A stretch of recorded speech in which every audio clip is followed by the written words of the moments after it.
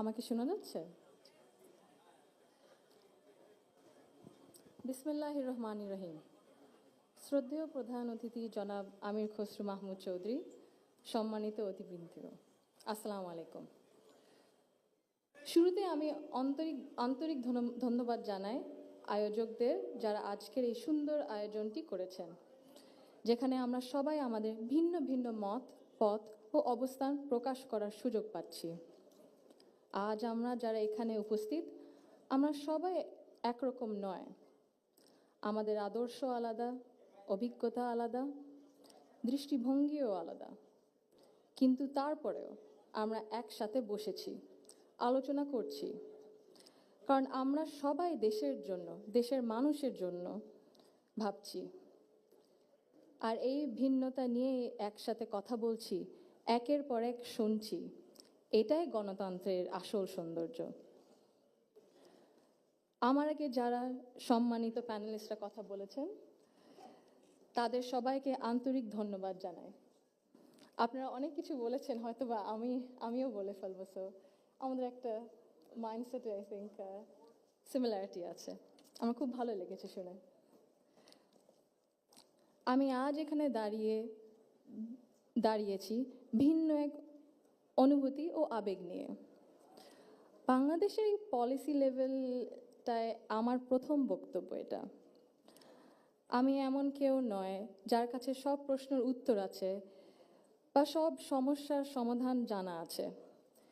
তবু আমি বিশ্বাস করি, নিজের ছোট্ট জায়গা থেকেও সমাজের জন্য, দেশের জন্য কিছু করার আন্তরিকতা আমাদের সবার মধ্যে থাকা উচিত। আজ আমি এসেছি শুধু শুনতে, শিখতে এবং একসাথে কাজ করার মনোভাব নিয়ে এগিয়ে যেতে। Today's dialogue is about women shaping the nation. But before we speak about shaping the future, we must be honest about the everyday lives, realities shaping women's lives in Bangladesh. My earliest understanding of women's roles in society came from my family, as it does for most of us. Long before we encounter policies or laws or institutions, our homes become our first classrooms. They teach us what is possible, what is acceptable, and what is expected. In my home, certain things were never questioned. It was never questioned whether a woman could pursue an exemplary medical career while raising a family. It was never questioned whether a woman could build a nationwide social welfare organization on her own merit. It was never questioned whether a woman was fit to lead, to command authority in a room full of men. And it was never questioned whether the men in our lives would stand alongside the women in their lives as equals. My mother continued to excel professionally as a cardiologist in government hospitals, often in patriarchal settings, because she had encouragement and support at home to balance both career and family. In 1979, my Nanu, Saida Iqbal Mand Banu, began using her own home to open a free elementary school for vulnerable and disadvantaged children. What began as a personal act of care grew into one of the earliest NGOs in Bangladesh, Shurubhi, creating meaningful and lasting change in young people's lives. The belief that women's dignity must be recognized both privately and publicly was also reflected in my grandparents' lives and leadership beyond our family. My grandfather, President Zia Rahman, understood that development was incomplete if women were excluded. He saw women as capable contributors at home, at work, and in public life. And that belief carried into the choices he made as a leader.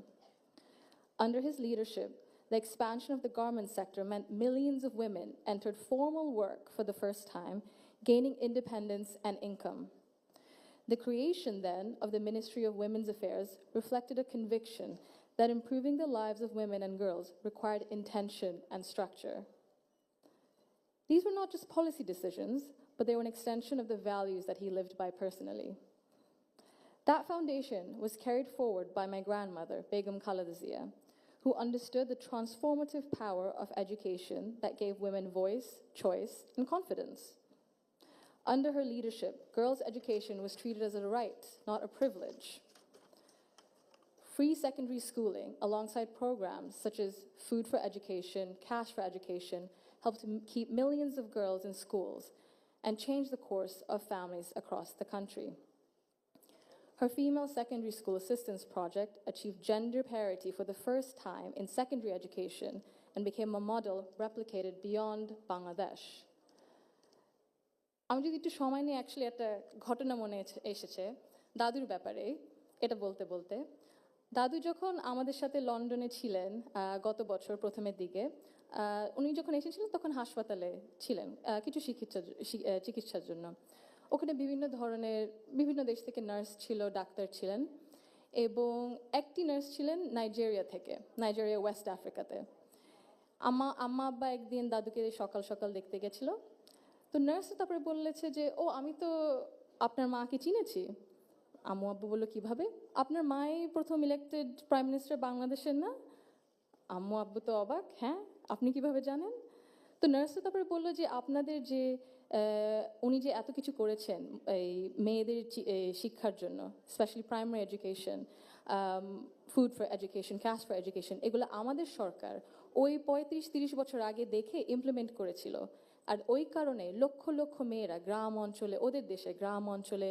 বিভিন্ন জায়গা সদরে এখনো শিক্ষা পাচ্ছে অন্তত primary education লেভেলে so ভাবলাম একটু শেয়ার যদি করি এখানেই করবো আপনাদের সাথে জি She also understood that education alone was not enough if women were not supported to remain in public and economic life.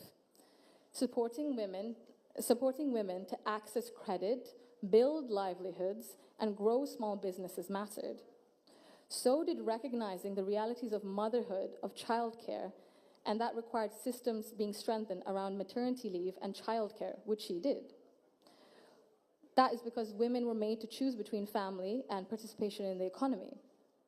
For me, these legacies show the values that I saw both reflected at home and in public. I was privileged to grow up surrounded by exceptional women, confident, capable, and accomplished. I was equally fortunate to have male role models, including my father and my grandfather, who valued those women and never felt threatened by their strength or ambition. In fact, the four most important people in my father's life, in my opinion, have been women for decades. And he has treated them with deep respect and reverence, not as an exception, but as the norm. Because of this, I grew up with what I now recognize was a skewed understanding of society. Living between Bangladesh and the UK taught me something important. Policies and access alone do not create equality. You can expand education, pass laws, set national targets, but if social norms and daily expectations and mindsets remain unequal, empowerment remains fragile. This is not about overt discrimination. Inequality often survives through habit and comfort, through what feels normal. In Bangladesh, women still perform around 85% of unpaid household and care work, spending over 7 times as many hours as men on this labor each day. This work is valued at 19% of our GDP and remains largely invisible in economic planning and national decision-making. This makes something very clear. Gender equality is not a women's issue, it is an economic and national issue.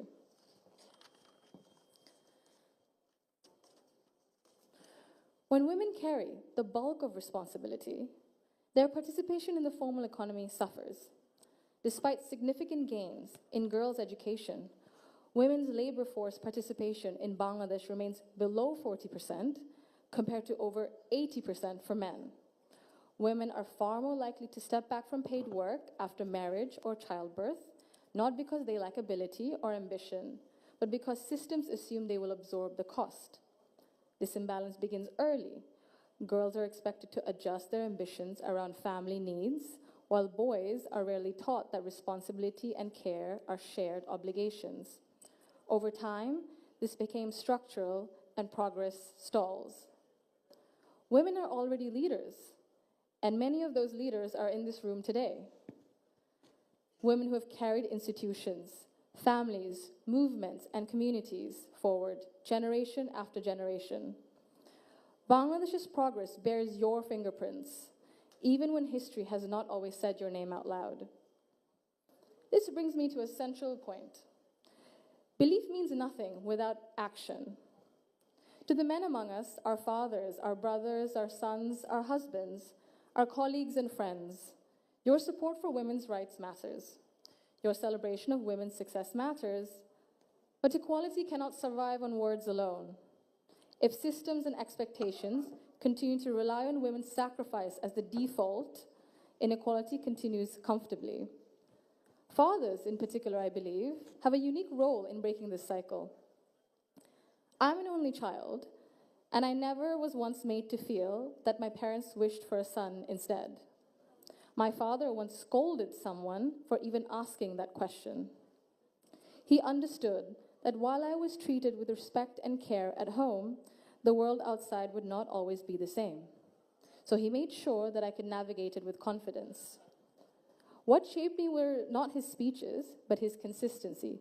Through his daily choices, he showed me what I should expect from the world. This is how change becomes sustained. When men confront in our lives, in our homes, unconscious bias honestly and model their behavior through respect and action, they create space for women, not just to survive, but to thrive. In Bangladesh, the cost of inaction is visible. Change, economic and political transition, demographic pressure. Bangladesh cannot afford to sideline half its population through exhaustion and social expectation. When women are welcomed rather than sidelined, they do not only change their own lives, they change the future of their families and the future of the nation. If Bangladesh wants real progress, not symbolic success stories, but sustained national development, then empowerment cannot stop only at classrooms, only in offices or policies. They must reach our homes, our institutions, and our mindsets. And it must be the responsibility of all of us. I thank you.